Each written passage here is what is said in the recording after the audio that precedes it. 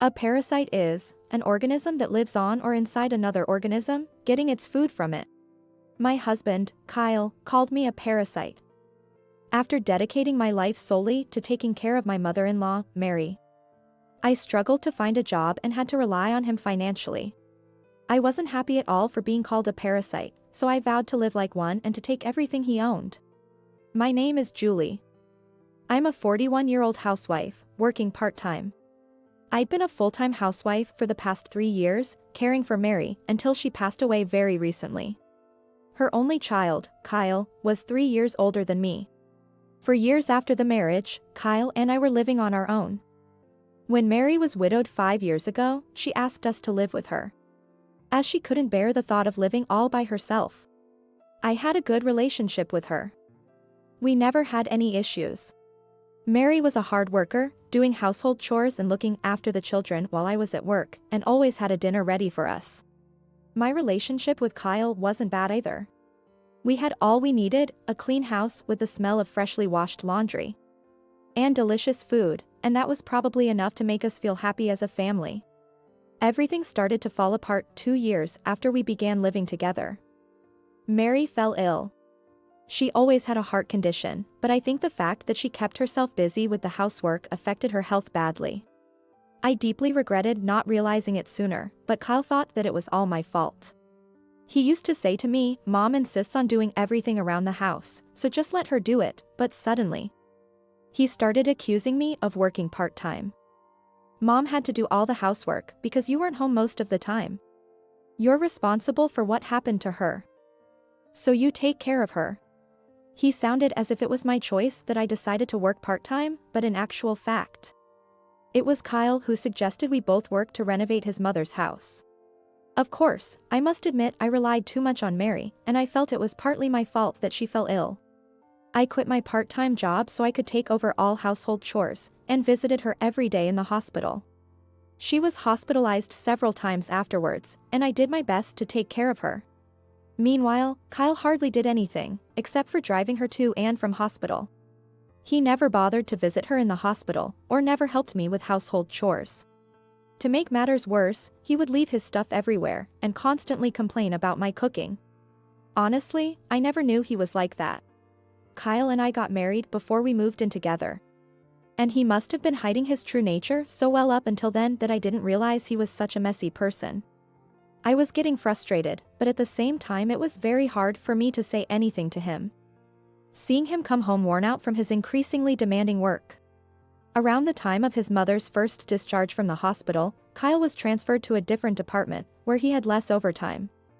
However, his sloppiness only got worse. He would leave his clothes on the floor as he took them off, kick them under the bed if they were in the way.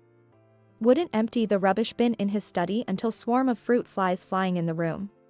On his days off, he would stay in his stinky room, turning himself into a complete slob. There was another thing about Kyle that started annoying me. He became arrogant towards me after I quit my job to care for his mother. "I am the only one who works in this household to support this family, you know. I don't think it's fair for me." But in reality, I was spending my own savings on our daily expenses, and Mary, her inheritance and pension on her medical bills. But Kyle wouldn't believe us. He was convinced he was the sole breadwinner. Well, I wasn't denying the fact that Kyle was contributing the most financially. But I was the one who was caring for his almost bedridden mother day and night. "Do you know how much it would cost to hire a caregiver for your mother? It would be at least double what you bring home." If I argued, he would fall silent. I tried to keep these conversations from Mary, but living in the same house, it was inevitable that she would overhear them. I felt sorry for her whenever she apologized profusely. Mary passed away within 3 years after she fell ill. I organized everything, such as making all the funeral arrangements, cleaning out her things, etc. Although Kyle was the chief mourner, he did nothing. He even left the writing of a eulogy speech to me. Furthermore, he said, "Now that the care for my mom is over, you can get a job." I'm getting sick of being the only one supporting us financially. Although I was appalled by his words, I started looking for work, but it was hard to find anything. I registered with the employment agencies and also applied for so many jobs online, but due to the recession and my significant employment gap, I hardly got any replies. Even with those who got back to me, I didn't get any job offers. At some point, I even stopped counting how many rejection emails I'd received. I was getting used to being rejected, but at the same time I couldn't hide my disappointment. To add insult to injury, Kyle said to me, "When are you going to stop being unemployed? You're just a parasite." Man, I am losing all my motivation to work hard and to earn money, knowing that it will be wasted by a loser like you. I really wanted to get a job. But a lot of things had changed for the past 3 years I wasn't working. With workplaces full of younger people, I figured it would be hard for me to fit in. I wasn't even sure if my computer skills were up to date. It really was harder to find a job as I got older. Kyle should have known that. There's a part-timer in her 40s at my workplace, but she's very slow. I'd rather have young girls around, he'd say things like that, mocking the fact that I, a woman in my 40s, was struggling to find a job. I was running out of patience when Kyle hinted at divorce. "Now that my mom passed away, I guess I don't need you anymore. I should find someone who's young and pretty. You've completely stopped caring for your appearance and let yourself go." I later found out that Kyle was having an affair and planning to remarry his mistress. Then he smirked and said, "You can leave whenever you're ready." It's quite time-consuming having to go through the divorce process. But we got to do what we got to do.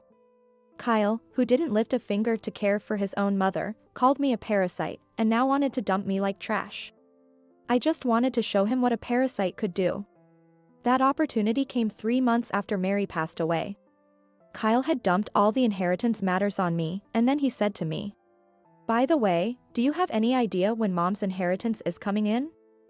It's about $400,000, right? You did sign all the paperworks, didn't you? You better not have pocketed it."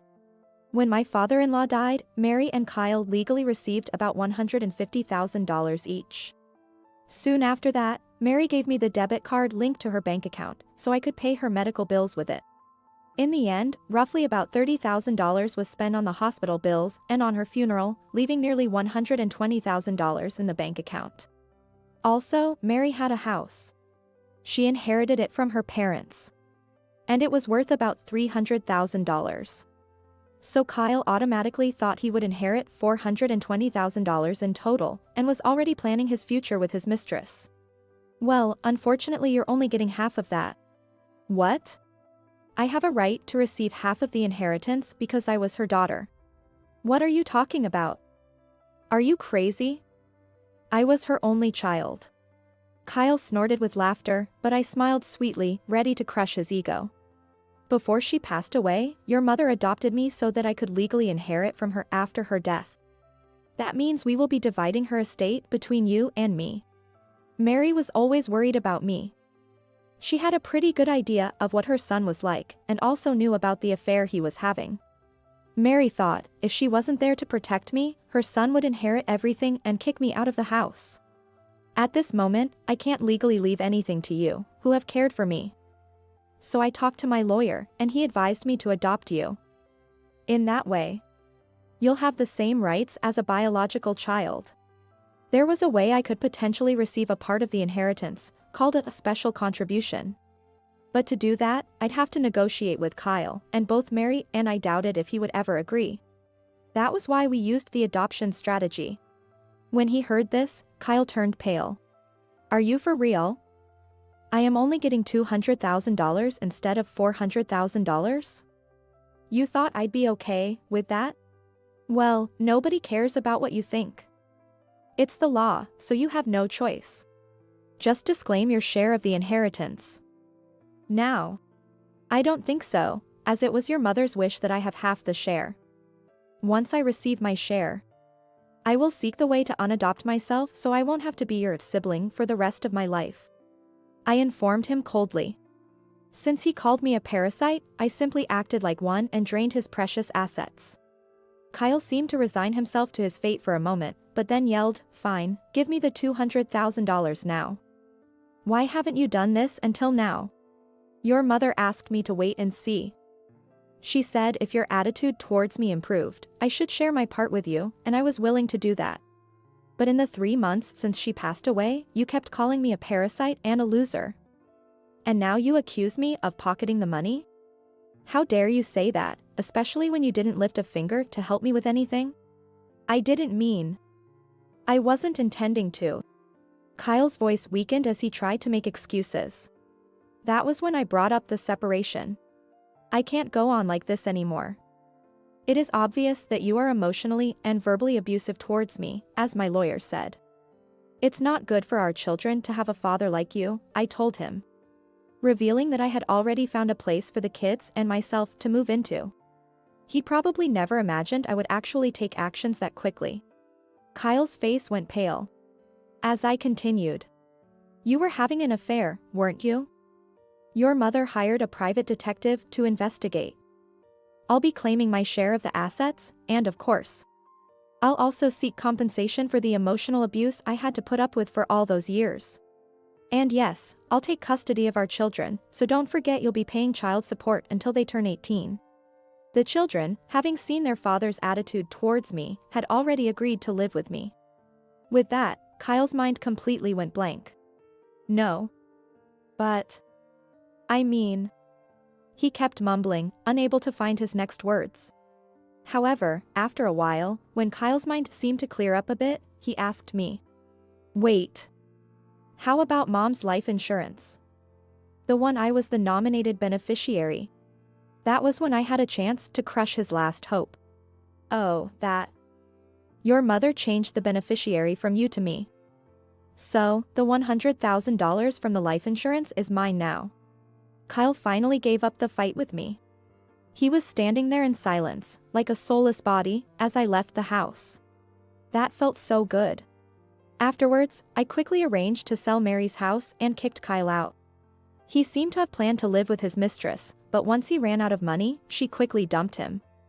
I heard he's now living in a shabby apartment, working even on weekends for the compensation and child support, looking utterly worn out. As for me, once the divorce was finalized, I bought an apartment with the money I received from Mary. Every time I visit Mary's grave, I take her favorite snacks and flowers with me, and have a quiet conversation with her. It's these peaceful moments that make me the happiest.